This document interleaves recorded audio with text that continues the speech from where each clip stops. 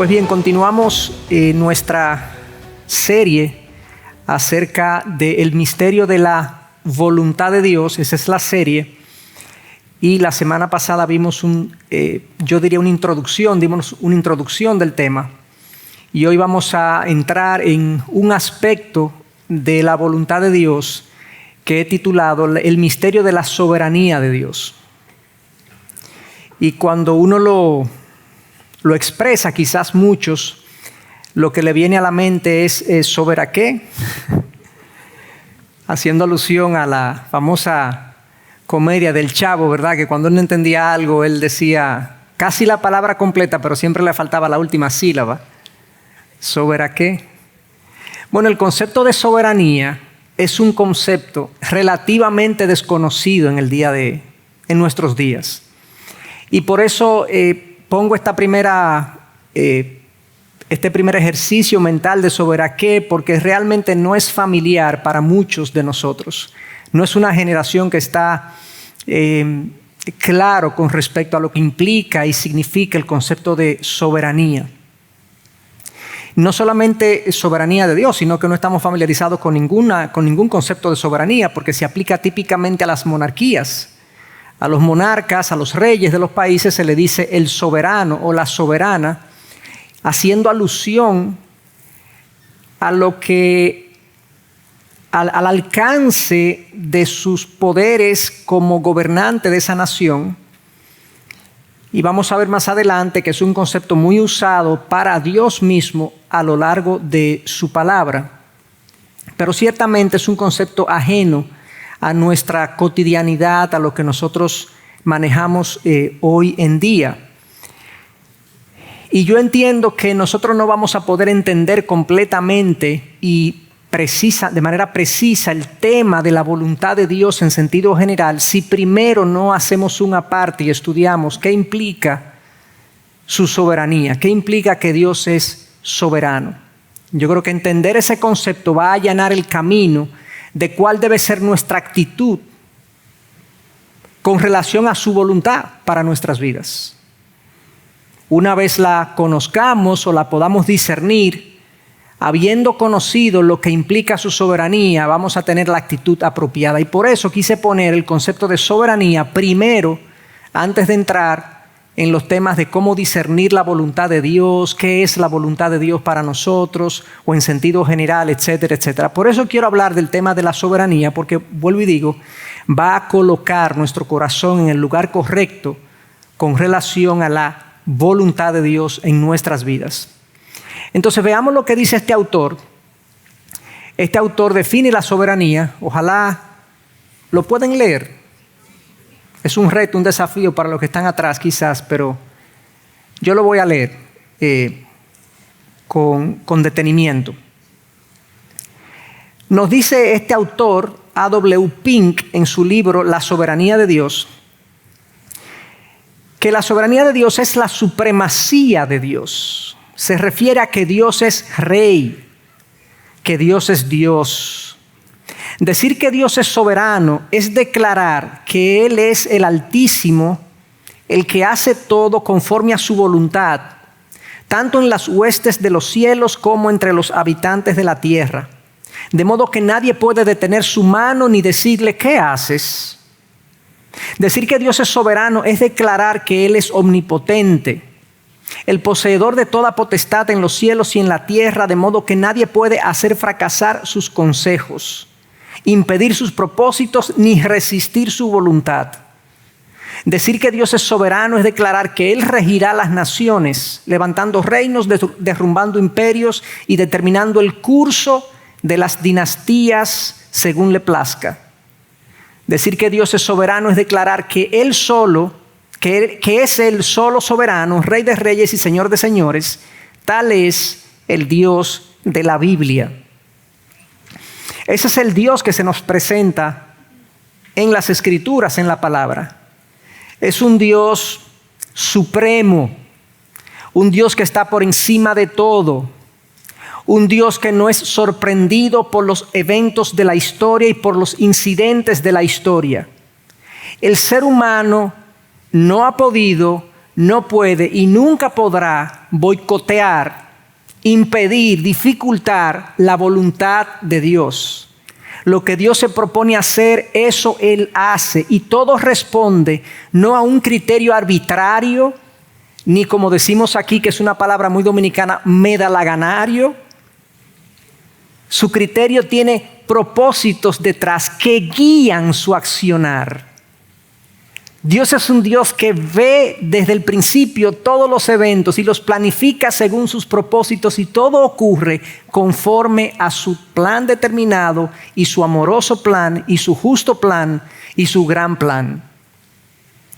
Entonces Él gobierna, como dice esta cita, sobre el reino de los hombres, sobre las autoridades celestiales, hablando ya de los seres angelicales, que nosotros no tenemos ni tenemos visibilidad de ellos, ni tenemos conciencia de ellos hasta cierto punto.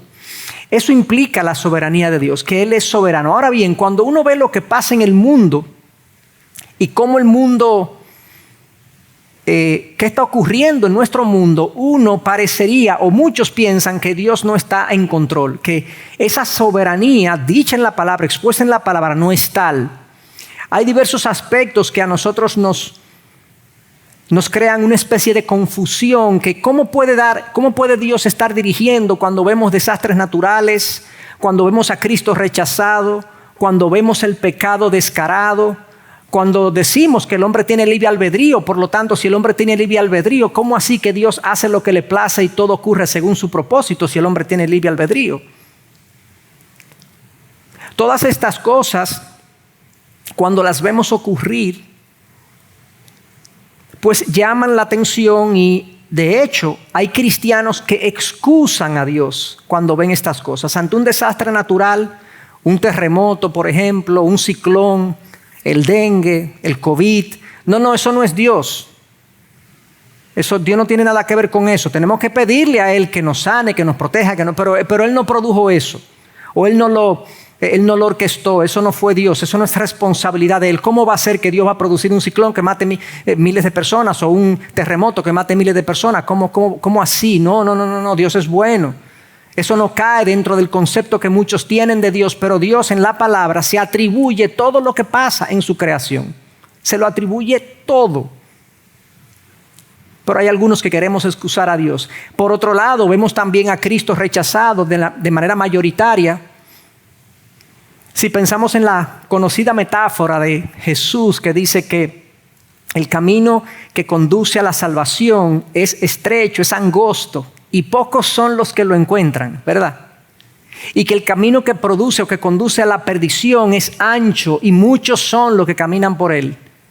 Cuando vemos el mundo en sentido general, podríamos decir que hay una avalancha de gente caminando por el camino ancho y gotitas o un pequeño influjo de personas caminando por el camino estrecho que lleva a la salvación, tal y como Cristo lo enseñó en esa metáfora.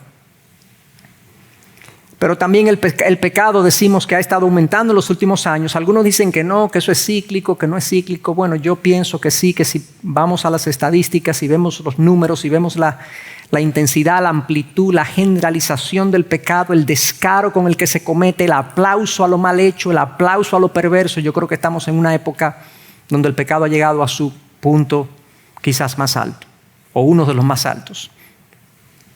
¿Qué hace Dios? Bueno, algunos dicen Dios no puede hacer nada porque el hombre tiene libre albedrío. Dios es un espectador de lo que está pasando. Él deja que el hombre decida su camino y Él está entonces tratando de evitar que las cosas se salgan más del control que ya tienen o del descontrol que ya tienen. Pero realmente ¿es ese el Dios que presentan las Escrituras? No es ese el Dios que presentan las Escrituras.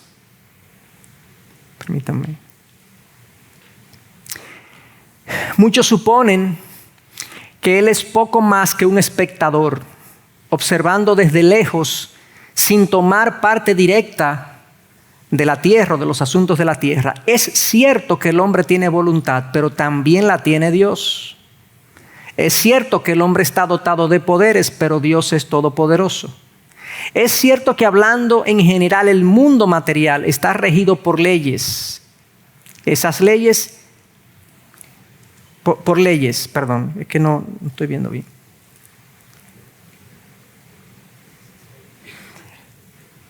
Pero Él es el legislador y el ejecutor. El hombre no es más que una criatura. Dios es el creador. Una vez más, yo no he puesto todavía ningún pasaje, ningún versículo para sostener lo que este autor, A.W. Pink, está diciendo, pero yo quiero primero que sigamos esta línea de razonamiento para luego desembocar en algunas reflexiones bíblicas. Él agrega entonces en su libro: cuando decimos que Dios es soberano, afirmamos su derecho a gobernar el universo, el cual ha hecho para su propia gloria de la manera que a Él le plazca. Afirmamos que su derecho es el derecho del alfarero sobre el barro. Él puede moldear ese barro en la forma que quiera, haciendo de la misma masa un vaso para honra y otro para deshonra. Afirmamos que Él no está sujeto a norma ni ley alguna fuera de su propia voluntad y naturaleza, que Dios es ley en sí mismo y que no tiene obligación alguna de dar cuentas a nadie de sus acciones. A eso nos referimos cuando decimos que Dios es soberano o cuando nos referimos a la soberanía de Dios. Dios no solamente tiene el poder, tiene el derecho de hacer lo que a Él le place. Los dictadores tienen el poder de hacer lo que le place, pero no el derecho. Y algunas personas ven en esa afirmación que acabo de hacer como una afirmación un poco malvada de Dios, de que Él hace lo que le place. La diferencia entre Dios y un dictador que hace lo que le place es que el dictador se gobierna por sus deseos pecaminosos, pero Dios soberano que hace lo que le place, sus placeres, sus deseos, sus propósitos siempre están gobernados por el bien más alto. Por el bien más alto. Por el amor. Por el favor. Por la justicia. Cuando uno tiene un soberano poderoso, pero perverso, es muy peligroso. Un hombre con poder, pero al mismo tiempo corrupto, se transforma en un peligro para su nación, ¿cierto? Dios no es así. Dios no es peligroso. Precisamente la soberanía de Dios, diferente a lo que produce la soberanía en un dictador, la soberanía de Dios produce todo lo contrario, confianza. En el dictador produciría en nosotros un terror. Es un hombre que puede hacerle así a mi vida. Pero en Dios produce confianza por la pureza y la santidad de su ser. La palabra entonces nos habla de este concepto de soberanía. Tuya es, oh Señor, la grandeza y el poder y la gloria y la victoria y la majestad. En verdad, todo lo que hay en los cielos y en la tierra. Tuyo es el dominio, oh Señor, y te exaltas como soberano sobre todo. No lo podemos decir de una manera más clara. El texto especifica a Dios, identifica a Dios como el soberano sobre todo, a quien le pertenece todo. Efesios 1:11, Pablo hablando de Dios también dice lo siguiente: también hemos obtenido herencia, habiendo sido predestinados según el propósito de aquel que obra todas las cosas conforme al consejo de su voluntad. La Nueva Traducción Viviente traduce eso de esta manera: que hace que todas las cosas resulten de acuerdo con su plan. Entonces no hay dudas, y como este versículo, como este pasaje, hay muchísimos pasajes. Es abrumadora la cantidad de pasajes. Yo no podría poner aquí en una sola sesión la cantidad de textos y pasajes que hablan de manera directa y otras que hablan de manera indirecta acerca de la soberanía de Dios, del poder que Él tiene para controlarlo todo y del derecho que Él tiene de actuar así. Es el poder combinado con el derecho que lo hace un soberano confiable. absolutamente soberano. Y obviamente no solamente es soberano sobre los asuntos de los hombres a nivel general, sino que esa soberanía se aplica evidentemente a mi vida. Tú y yo caminamos por los rieles que Dios ha determinado para nosotros. Nosotros no estamos a expensas de los vientos de la vida, de los sinsabores de la vida, sin que Dios esté al tanto y como que estas cosas sorprenden a nuestro Dios. No, Dios está absolutamente al tanto, más que al tanto. Él ha cuadrado que esas cosas ocurran de esa manera con un propósito muy, muy definido en nosotros. Entonces yo quisiera que viéramos algunas de las esferas en las que Dios ejerce su soberanía y la forma como Él ejerce su soberanía. Estas son algunas de las esferas en las que podemos hablar de su soberanía. Él ejerce su soberanía en el ejercicio de su poder.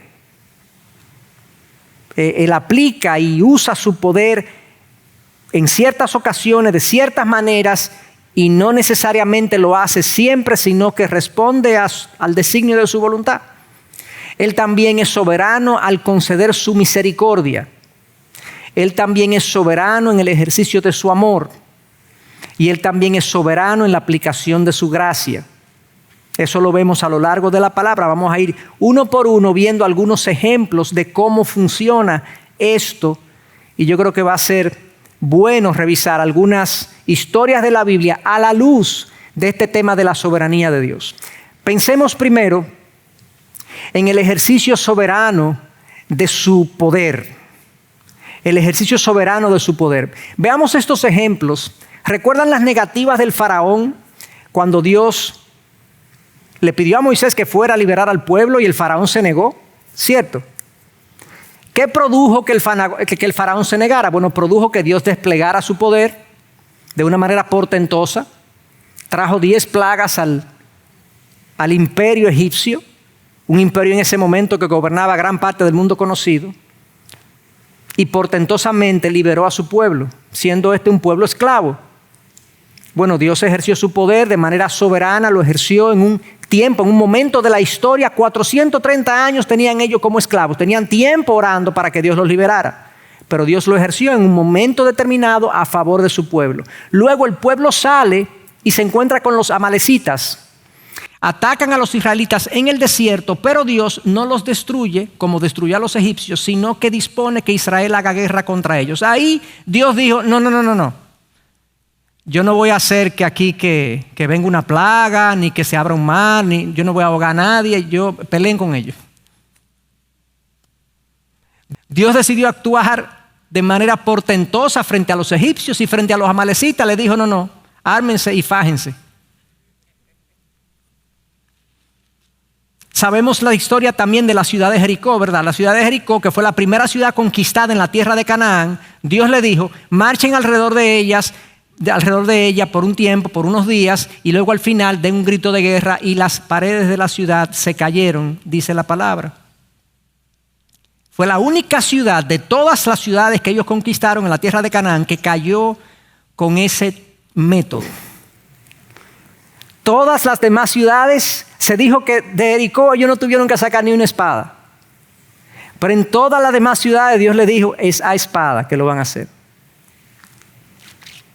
David venció a Goliat, los amigos de Daniel no sufrieron el fuego, Daniel salió ileso del foso de los leones. Conocemos todas esas historias de éxito, historias de victoria ciertamente, pero fíjense que las victorias difieren. En algunas ocasiones Dios actuó de manera portentosa y milagrosa, en otras ocasiones Dios no actuó de manera portentosa y milagrosa. En ambas ocasiones Dios estaba con su pueblo, en una ocasión actuando de una manera, en otra ocasión actuando de otra manera.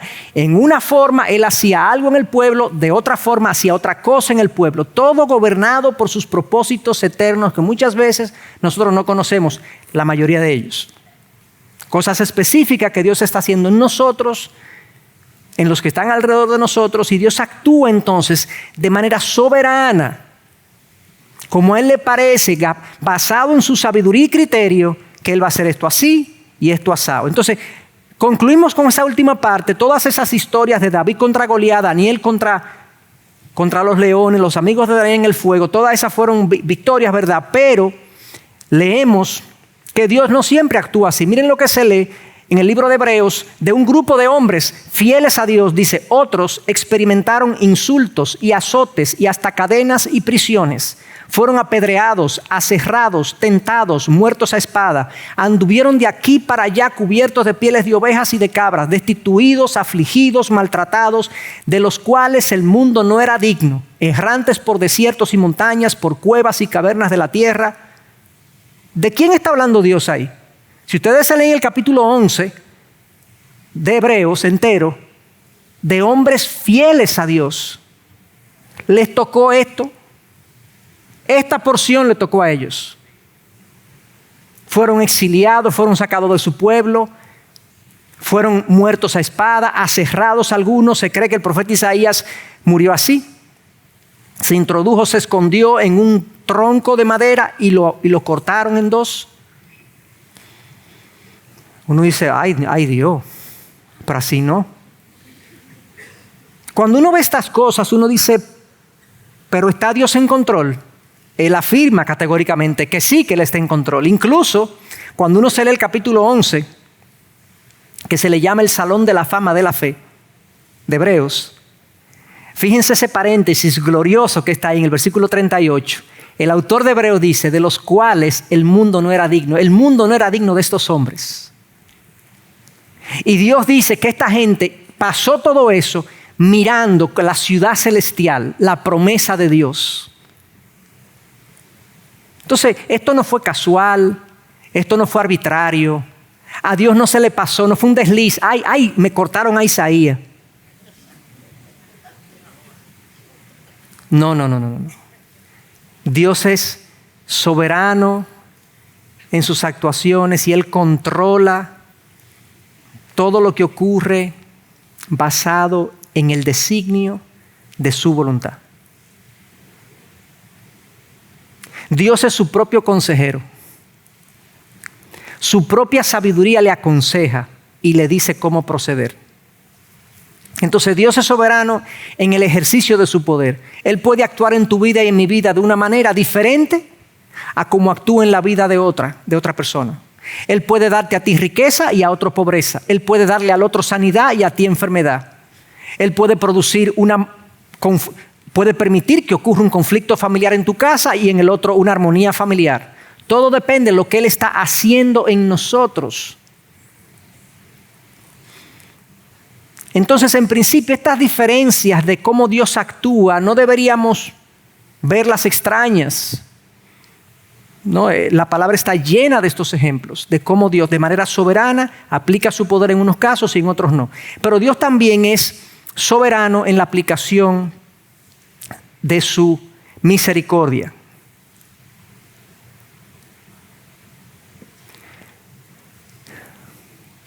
Hay en Jerusalén, dice este texto, un estanque que en hebreo se llama Betesda. En estos estaba en el suelo una multitud de enfermos, ciegos, cojos y paralíticos que esperaban el movimiento del agua. Estaba allí un hombre que hacía 38 años que estaba enfermo. Cuando Jesús lo vio acostado allí y supo que ya llevaba mucho tiempo en aquella condición, le dijo, ¿quieres ser sano? Y Jesús le dijo, bueno, ahí está la respuesta. Lo que pasa es que yo lo resumí, está la respuesta de él. Le dice, sí, bueno, es que lo que pasa es que yo no puedo bajar al agua porque se supone que el agua era lo que sanaba a esos enfermos. Se creía por lo menos en esa época. Jesús le dijo, levántate, toma tu camilla y anda. Al instante, el hombre quedó sano y tomó su camilla y comenzó a caminar. Se dice, si leen el pasaje de Juan 5, habían muchos enfermos ahí, muchísimos. Había un paralítico que fue el que Jesús sanó, pero había muchísimos enfermos. Jesús entra a la piscina o al estanque de Betesda, ve este grupo de gente que está aspirando, esperanzado en una sanidad. Se acerca a uno, le habla. Por lo visto, este individuo ni sabía siquiera quién era Jesús. O sea, que posiblemente era una persona impía, que no era discípulo de Jesús. Jesús le dice, ¿tú quieres que yo te sane? Y esa pregunta tiene una razón. Y es que hay personas que de su padecimiento se benefician. Hay gente que lo que sabe hacer es vivir de su padecimiento. Y Jesús le dice, bueno, ¿tú estás seguro que tú vas a tener que trabajar ahora? ¿Tú quieres que te sane? Y Jesús lo sana. ¿Y qué es lo que llama la atención de esto? ¿Qué le llama la atención a ustedes? Bueno, ¿por qué Jesús aplica su compasión y su misericordia en favor de este paralítico en específico y no en favor de todos los que estaban ahí? O en favor por lo menos de un grupo. No. No fue el caso. Él es soberano. Él dice a quién, cómo, a quién saca, a quién deja. Él es soberano en ejercicio. No arbitrario, soberano. Él tiene una razón detrás que no necesariamente nosotros la conocemos. Dios no actúa de manera arbitraria. Soberanía y arbitrariedad son dos cosas diferentes. Los déspotas, los tiranos, los dictadores humanos que son soberanos sí actúan muchas veces por impulsos irracionales. Pero Dios nunca actúa por un impulso irracional. Todo tiene una razón de ser y un propósito detrás de cada una de sus actuaciones. Aunque difieran, aunque no nos gusten, aunque no nos parezcan lógicas, Dios actúa de manera pensada. En este caso, actuó en favor de este paralítico. Esta misericordia, de hecho, ahí va, wow, salió.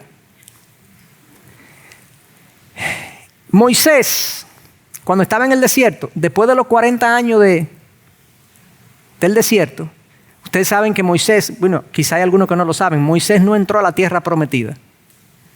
Y no entró porque Dios se lo prohibió. Y se lo prohibió porque Moisés cogió un pique con los israelitas. Y de la manera que se dirigió a ellos, Dios le dijo, tú no me trataste como santo delante de mi pueblo. Te dejaste llevar por el maduro Moisés, el hombre que tenía ya 80 años caminando con Dios y que lideró todo el pueblo durante 40 años. Y Dios le dijo, no. Y él le pidió, Señor, por favor, déjame entrar. Y Dios le dijo, basta. No hablemos más de este asunto. No te voy a dejar entrar. Y no era que Dios estaba bravito. No, Dios tiene una razón específica, concreta en el corazón de Moisés para hacer lo que hizo. Y Dios le dijo esto a Moisés. Ustedes saben que Moisés le siguió sirviendo a Dios. Él dijo que yo no voy para allá. Bueno, ustedes son los que van, déjenme decirle entonces, déjenme instruirle a ustedes qué van a hacer y demás. Y él continuó ministrándole al pueblo. Pero luego entonces vemos otro ejemplo de Ezequías, un rey que se le pronosticó la muerte, que iba a morir, que tenía una enfermedad. Y él le ora al Señor y le dice, Señor, ay, dame más años, por favor, que yo te he servido, yo te he sido fiel. Y Dios le dice, está bien, te voy a dar 15 años más.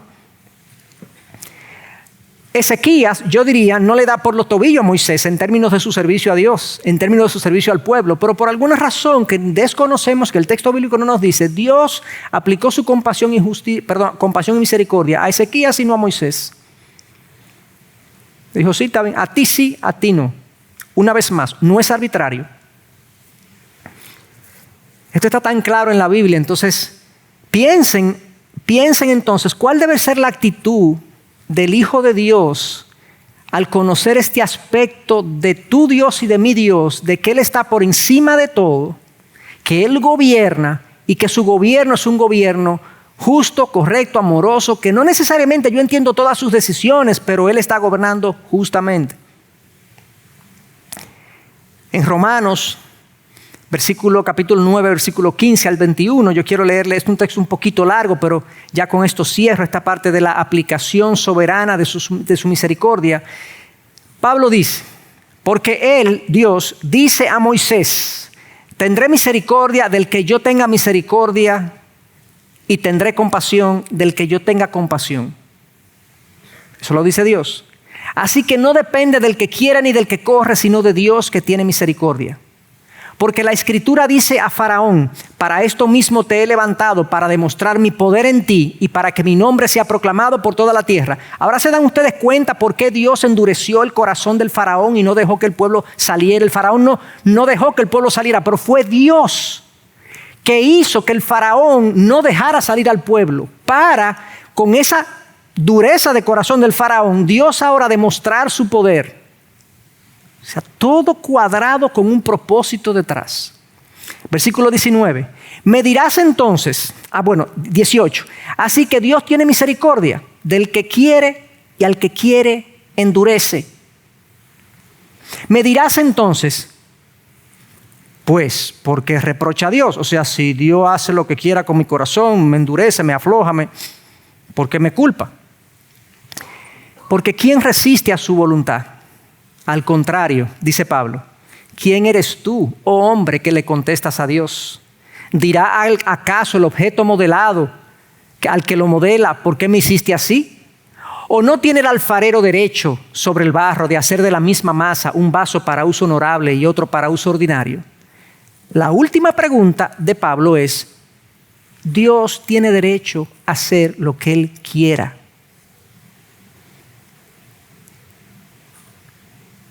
Eso es lo que hay. Ahora, vuelvo y digo, recuerden que no estamos hablando de un déspota ni un dictador, sino un Dios impulsado por las más altas virtudes que cualquiera pueda conocer. Entonces, Él es soberano en el ejercicio de su poder, Él es soberano en el ejercicio de su misericordia, Él es soberano en el ejercicio de su amor. Efesios 1, 3 al 5. Bendito sea el Dios y Padre de nuestro Señor Jesucristo, que nos ha bendecido con toda bendición espiritual en los lugares celestiales en Cristo. Detengámonos ahí. Dios nos ha bendecido con bendiciones espirituales en Cristo. Significa que gracias a la obra de Cristo en nuestro favor, nosotros hemos sido bendecidos. O sea, cuando el texto dice que hemos sido bendecidos en los lugares celestiales en Cristo, es que hay bendiciones espirituales que nosotros hemos logrado y recibido producto de Cristo, de su obra en nuestro favor. Entonces, versículo 4, porque Dios nos escogió en Cristo, o sea, gracias a Cristo, como Él pagó mi pecado y tu pecado. Oye, ¿cuándo te escogió Dios, si tú eres hijo de Dios?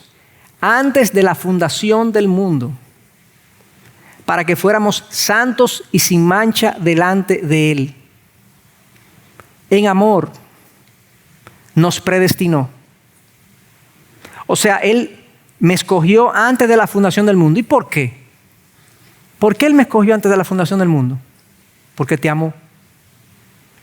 En amor nos predestinó para adopción como hijos. O sea, Él dijo, como hoy en día se da el proceso de adopción, ustedes saben cómo adoptan en general los padres, aunque a veces la adopción es anónima hoy en día, que le dan un niño que los padres no seleccionan, no escogen, pero usualmente el niño adoptado o la niña adoptada es escogida por el padre y la madre que adoptan. Entonces Dios, antes de la fundación del mundo, porque me amó, me escogió a mí para adoptarme como hijo mediante Jesucristo, conforme a la buena intención de su voluntad. Porque Él quiso. Él es soberano. ¿Para qué? Para alabanza de la gloria de su gracia. Para que tú y yo alabemos y mostremos en nuestra vida lo glorioso de su gracia y de su favor inmerecido para nosotros. Todo este pasaje es un pasaje extraordinario. Dios me amó no porque yo lo merecía, no porque yo me porté bien, no porque yo me veo más bonito, no porque Él vio que yo lo iba a aceptar. Él me vio antes de la fundación del mundo y porque me amó me dijo, voy a adoptar a Chacho como mi hijo, él va a ser ahora un discípulo, un hijo mío, y yo pues lo amo. Eso no es entendible del todo por el ser humano. Y eso es soberanía en el ejercicio de su amor. El amor que Dios tiene por sus hijos, por aquellos que hemos puesto nuestra confianza y fe en Cristo, es especial. Yo no me considero más por eso. No, yo estoy sumamente agradecido. Yo no soy más que otro. Yo soy de la misma masa de cualquier ser humano porque vengo de la masa del pecado. También tengo inclinaciones pecaminosas dentro de mí. Pero Dios en su amor y soberanía dijo, yo me quiero hacer padre de él. Wow. Por último, la soberanía también se aplica a la gracia. Esto se deriva de lo que acabamos de decir. La gracia es el favor inmerecido mostrado hacia el que nada merece. Más aún, al que merece el infierno. Es contraria a la justicia, que debe ser aplicada imparcialmente. O sea, la justicia se aplica a todos por igual, la justicia. Pero la gracia no se aplica a todos por igual. La justicia se merece. Si infringí la ley, yo merezco castigo, ¿correcto? Si no la infringí, merezco el respeto de la ley. O sea, la justicia se aplica de manera indistinta a todos. La gracia no es así. La gracia es un regalo, es un privilegio. Y si es inmerecida, nadie puede reclamarla como derecho. Miren este ejemplo, pensemos de esta manera, y yo puse aquí como este título de lo escandaloso de la gracia, porque la gracia es conceder favor aquí, que no solamente es conceder favor a aquel que no solamente no tiene mérito, sino que presenta motivos para negárselo. Es más que alimentar a un mendigo que me lo pide, es alimentarlo aun cuando me ha robado. O sea, si un mendigo me pide alimento y yo le doy alimento, eso es un favor. Podemos decir un favor inmerecido, pero eso no es gracia todavía. Gracia es que ese mendigo me haya robado y por lo tanto sea merecedor de la justicia, de mi justicia, de la aplicación de una consecuencia. Y yo no le aplique la consecuencia, sino que le concede el alimento. O sea, gracia es la concesión de un favor inmerecido a aquellos que merecían consecuencias. Increíble. Mereciendo yo, mereciendo tú el infierno, Dios nos saca de ahí por la gracia de Cristo, nos concede la adopción y ahora nos da su presencia, su cuidado, su compañía. Eso es gracia.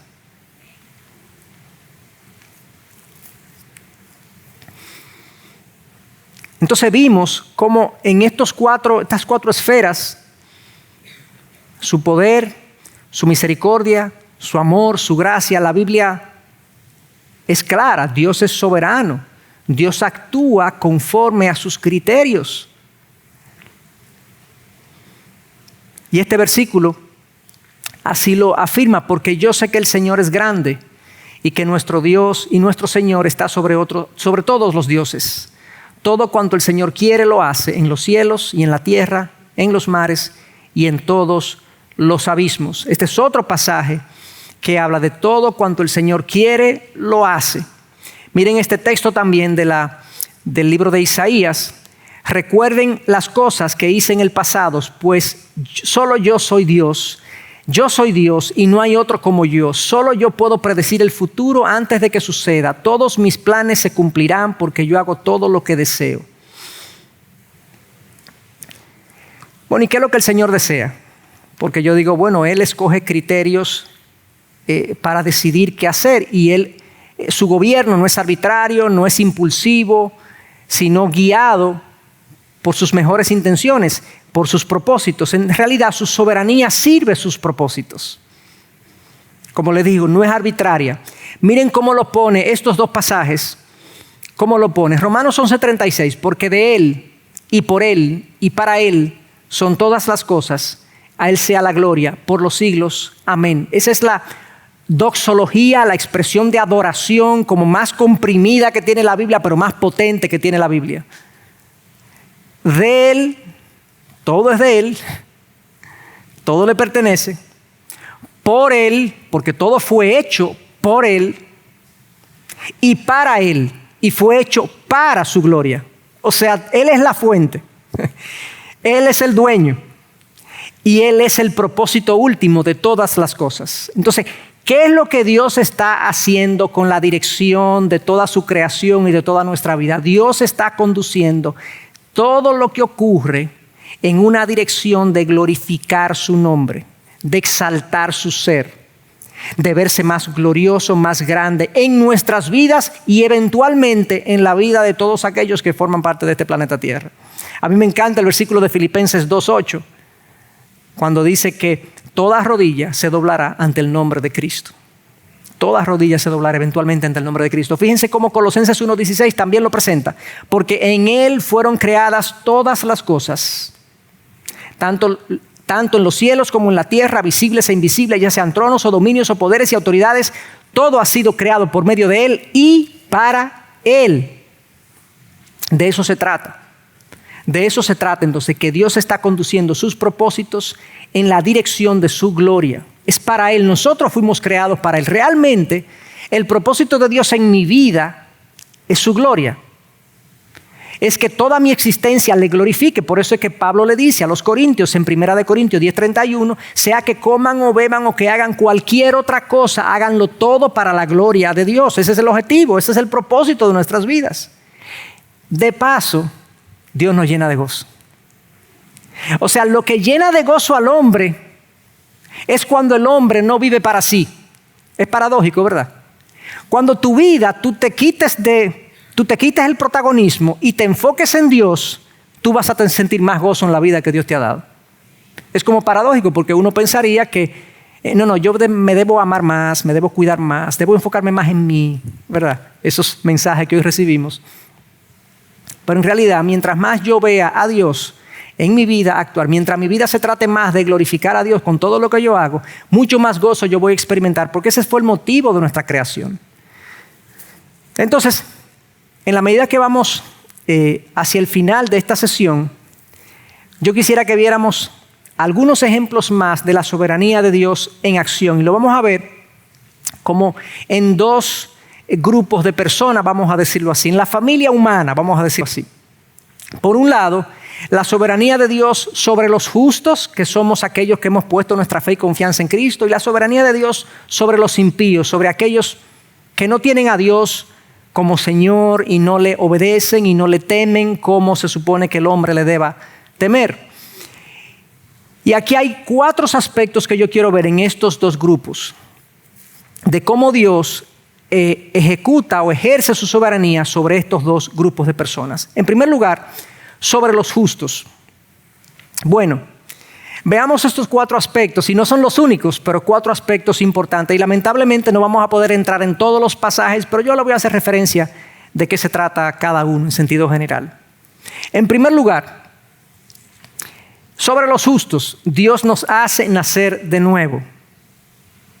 Juan 3 habla de eso, segunda de Pedro 1:4 dice que nosotros somos partícipes de la naturaleza divina. Y esto, hermano, es increíble. Esto es increíble cuando, si tuviéramos el tiempo de explicar todo lo que esto implica, esto debería a nosotros conmovernos y estremecernos, porque la forma como la Biblia habla de nuestro encuentro con Dios no es como nosotros hablamos de nuestro encuentro con Dios. Nosotros típicamente decimos, bueno, ¿cuánto tú recibiste al Señor? ¿Verdad? ¿Cuándo tú te convertiste? ¿Cuándo tú comenzaste a buscar de Dios? ¿Cuándo te acercaste a Dios? Esos son los términos muy tenues, muy pálidos con respecto a lo que realmente ocurre en un corazón que se acerca a Dios. La Biblia le llama nuevo nacimiento. La Biblia dice que nosotros estábamos muertos en delitos y pecados. Y ahora Dios nos ha dado vida en Cristo. Éramos ciegos espirituales y Dios nos ha dado la visión espiritual. De hecho, para Dios nosotros estamos ya sentados con Cristo en los lugares celestiales, espiritualmente hablando. Nosotros antes no teníamos vida espiritual hasta el punto que no podíamos ni siquiera entender lo que el mensaje del Evangelio era, lo que la voluntad de Dios era. No amábamos a Dios. La Biblia nos llamaba, antes de venir a Cristo, de nacer de nuevo, nos llamaba enemigos de Dios. Yo pasé de enemigo a hijo. Son términos mucho más contundentes que los términos que nosotros típicamente usamos para referirnos a que nos acercamos a Dios, que recibimos al Señor en nuestro corazón, que le abrimos la puerta de nuestro corazoncito. Son términos mucho más contundentes porque esa es la realidad espiritual en la que nosotros nos encontrábamos. Entonces, realmente lo que Dios ha hecho en nosotros es que nos ha devuelto la vida espiritual. Antes yo no podía ni que quisiera caminar con Dios, acercarme a Dios, conocer a Dios, amar a Dios. Ahora yo puedo hacerlo. Ahora Dios ha puesto en mí su espíritu. Y ahora comienzan a ocurrir estas cosas que estamos aquí viendo. Nacimos entonces, nos hace nacer de nuevo. Y eso es algo que Dios hace en nosotros. Es algo que Dios hace en nosotros. Seguramente los que están aquí hace tiempo ya con nosotros conocen esta analogía o esta ilustración que a veces hemos usado. El pastor Miguel la ha usado, yo también. Imagínense que ustedes están viendo detrás de una puerta de vidrio a alguien limpiando con una aspiradora, ¿verdad? Y que quizás ustedes, imagínense que ustedes ven a esa persona limpiando con una aspiradora y ustedes no saben lo que es una aspiradora.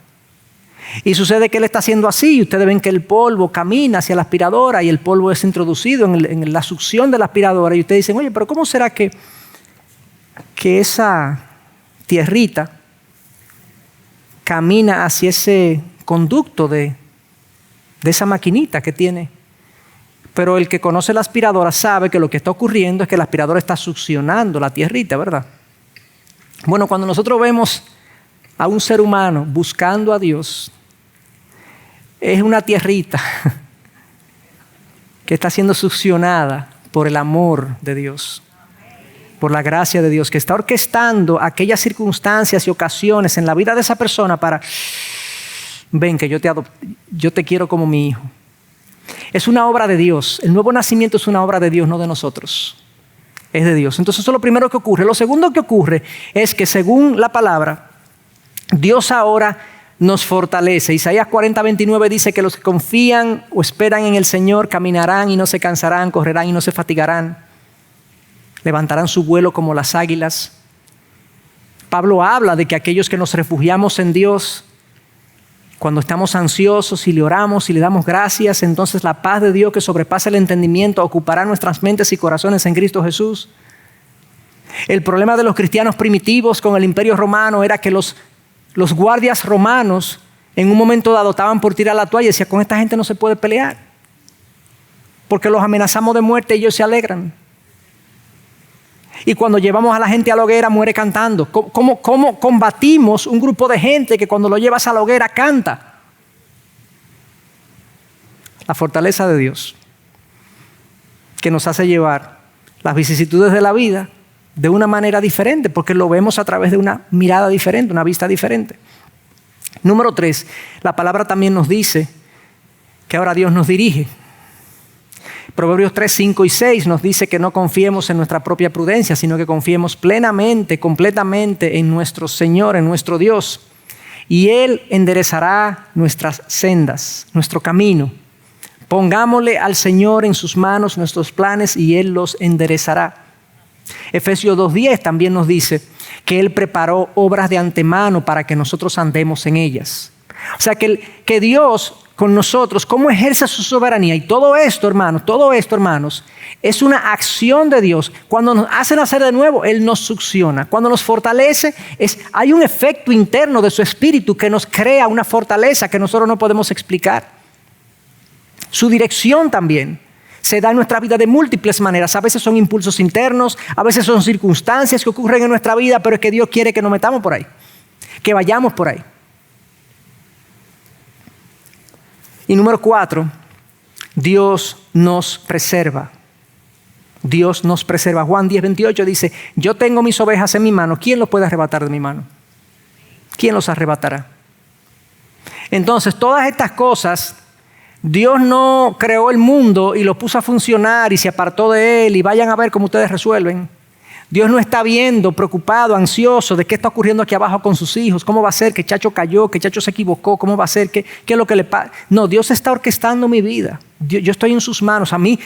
Yo no estoy hablando hoy de la responsabilidad humana, porque hay una responsabilidad humana. Yo lo que quiero traer a su consideración es que Dios ordena, gobierna nuestras vidas en lo general y en lo específico. Entonces, ese es su accionar en nuestras vidas. Ahora, ¿cuál es su accionar en la vida de los impíos? Bueno, por un lado, Dios restringe a los impíos en ocasiones. Dios restringe a los impíos. Y los restringe porque si el hombre no tuviera la restricción de Dios, el hombre fuera mucho más perverso de lo que es. Dios restringe la maldad de los hombres en ocasiones. La historia de José en Génesis 37:18 nos presenta un momento donde los hermanos de José, que eran 11, lo quieren matar. Lo quieren matar al hermanito, porque le tenían envidia, porque su papá lo prefería a él por encima de ellos. Y hubo uno que dijo, movido por el Señor, no lo matemos. No lo matemos. Que no caiga nuestra sangre sobre nuestras manos. Y tuvo una idea. Vamos a venderlo. Estaban en el campo. ¿Y a quién se lo vendemos? Por ahí justamente, casualmente, pasaron unos madianitas que iban camino a la ciudad de Egipto, que era donde Dios quería enviar a José. Y casualmente los madianitas pasaron por ahí, por donde estaban ellos en el campo. Estuvieron de acuerdo con el negocio. Se lo llevaron a José a Egipto. Todo cuanto Dios quiso que ocurriera, ocurrió. Pero Dios evitó que a José lo mataran. Y eso Dios hace constantemente en el mundo. Pero no solamente eso, sino que en ocasiones Dios ablanda a la gente. Dios ablandó a Faraón en un momento dado, cuando ya Dios dijo ya, libéralo, Dios lo ablandó. Dios también ablandó a los hermanos de José, por lo que le acabo de contar. En otras ocasiones Él endurece los corazones, ya mencioné el caso de Faraón, como lo endureció, y hay muchísimos otros ejemplos en la palabra donde Dios dice que endureció el corazón de fulano o de sutano para que ocurriera como Dios se había propuesto que ocurriera.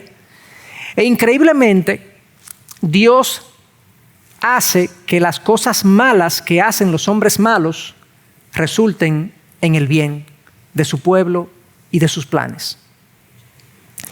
Y otra vez, para mí el ejemplo de José es el ejemplo que mejor explica todo lo que yo estoy diciendo, pero en un momento dado José le dice a sus hermanos en el 50:20 de Génesis, lo que ustedes planificaron para mal, lo que ustedes pensaron para mal, Dios lo pensó para bien.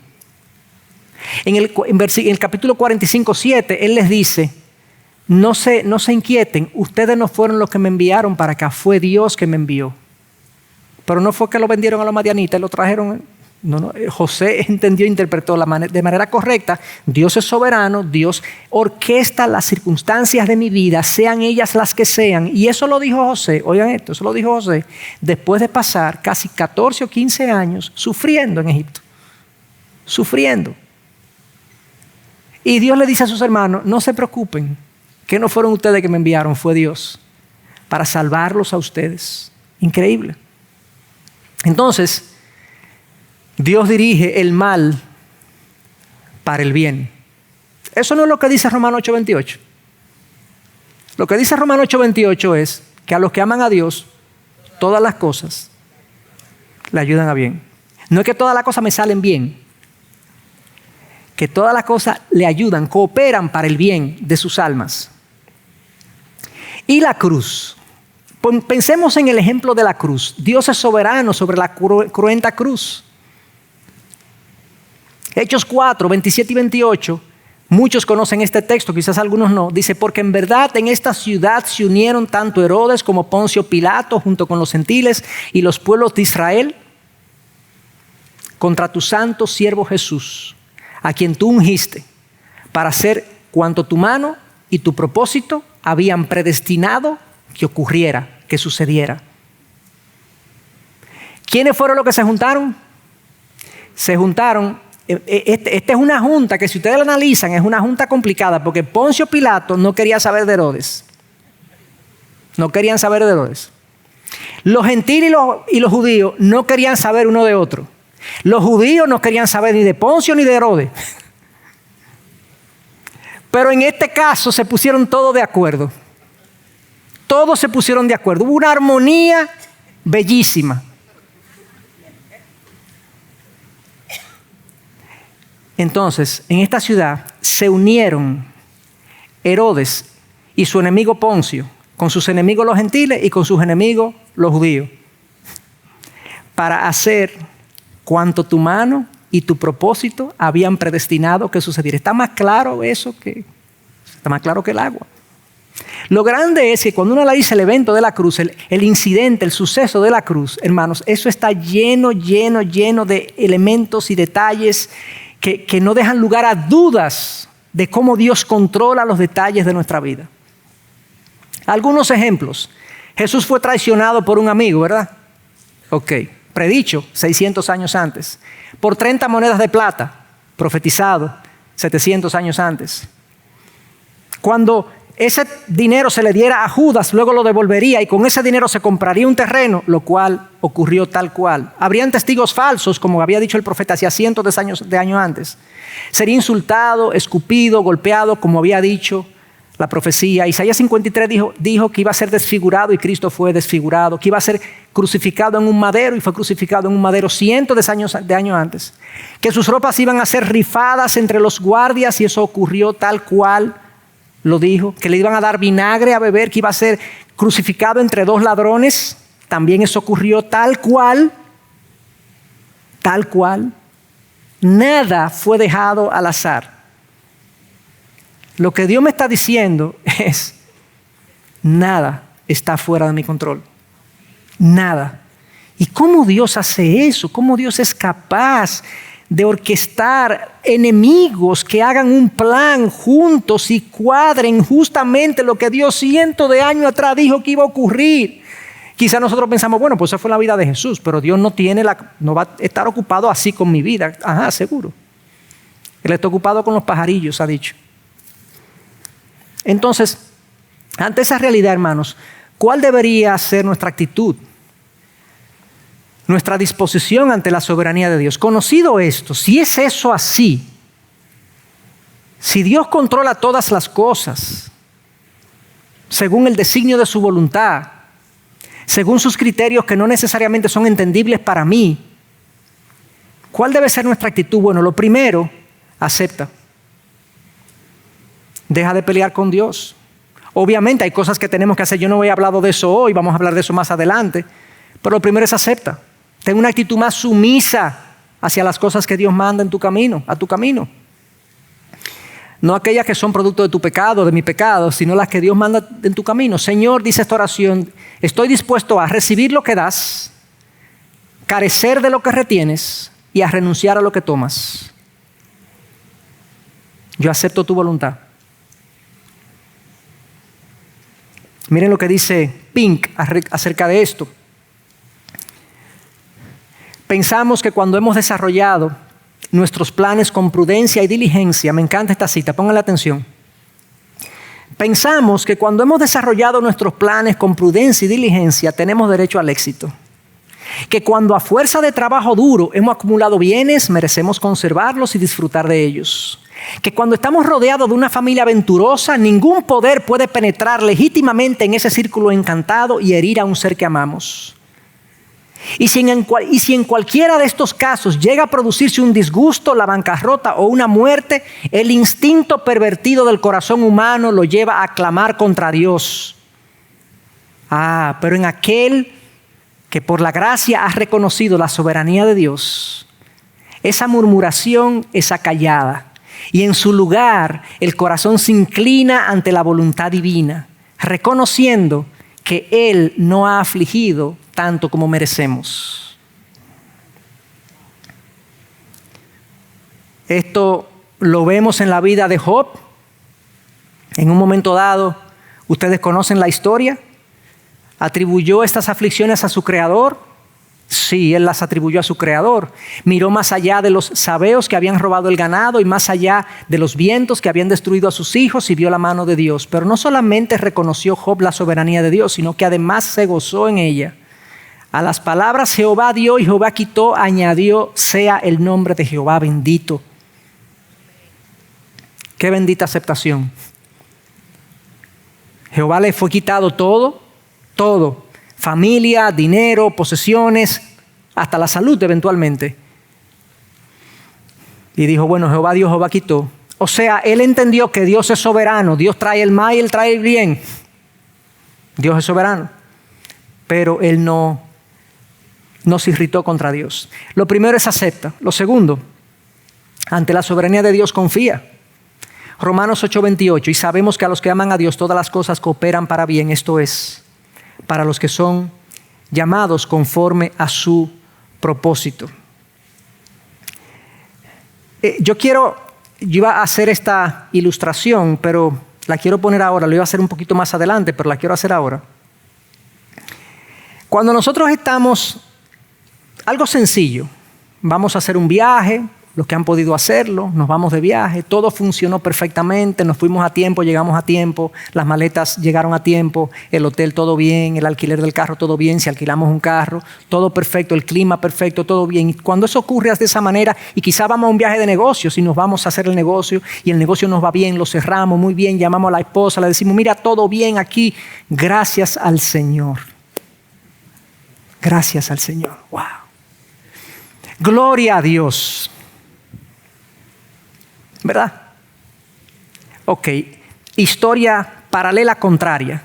El avión no dejó, todo se complicó, el socio de allá dijo que no va a hacer ningún negocio con nosotros, nos quedamos, se nos perdió la maleta, nos robaron del aeropuerto para acá, nos robaron, nos cayó un aguacero. ¿Qué hacemos? ¿Qué hacemos? Cuando las cosas no van bien, cuando las cosas no ocurren como nosotros queremos, cuando no nos acomodan, cuando no nos gustan, ¿será que podemos encontrar fe adentro de nosotros para decir, Señor, gracias?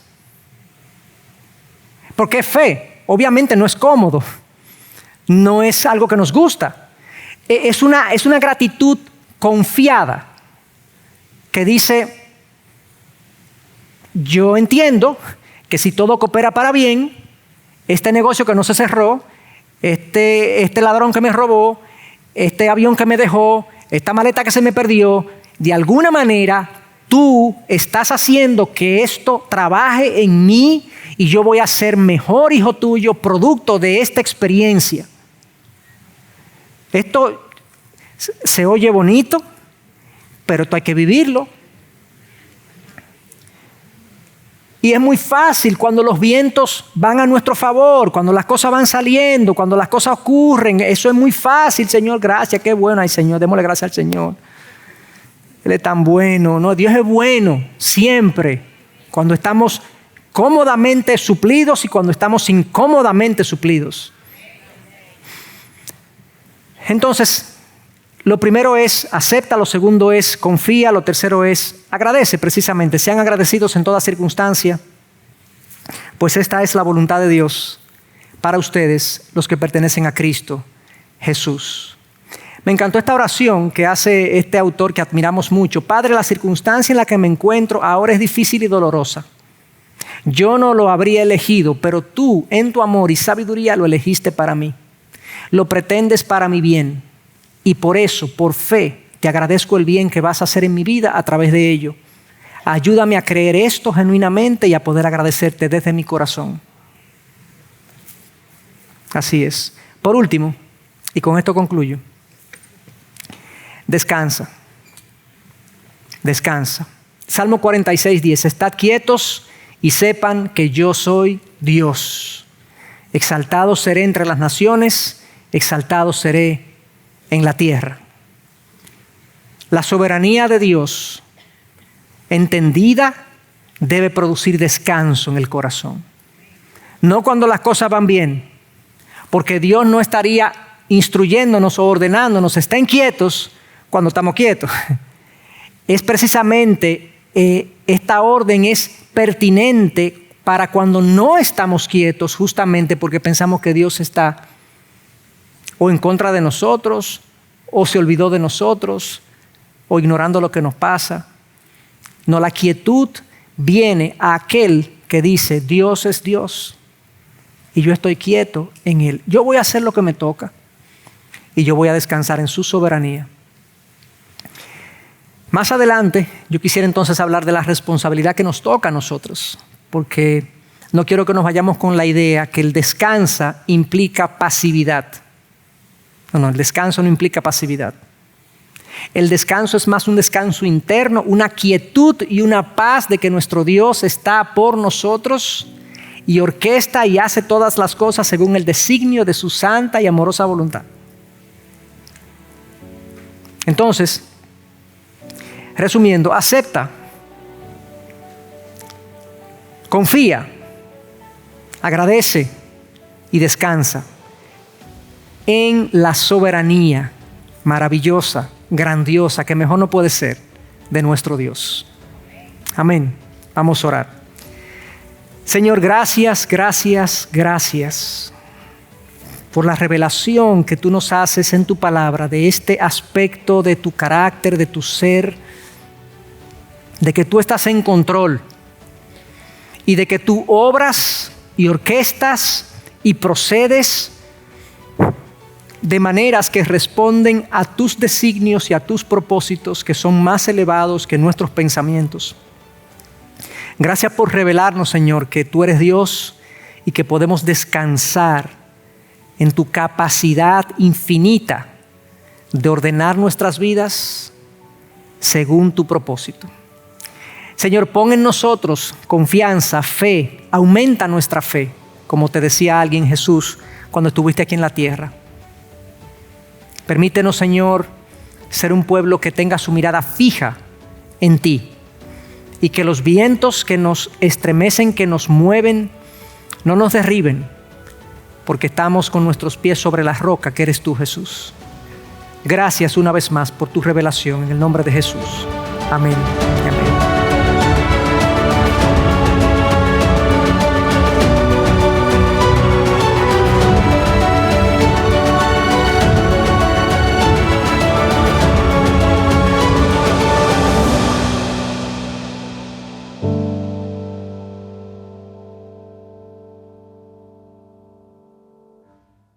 Gracias por acceder a este recurso. Espero que haya sido de gran bendición para tu vida. Te sugiero que te suscribas a este canal de forma que tú puedas recibir notificación la próxima vez que hayamos subido un nuevo recurso que pueda servirte de instrucción y bendición.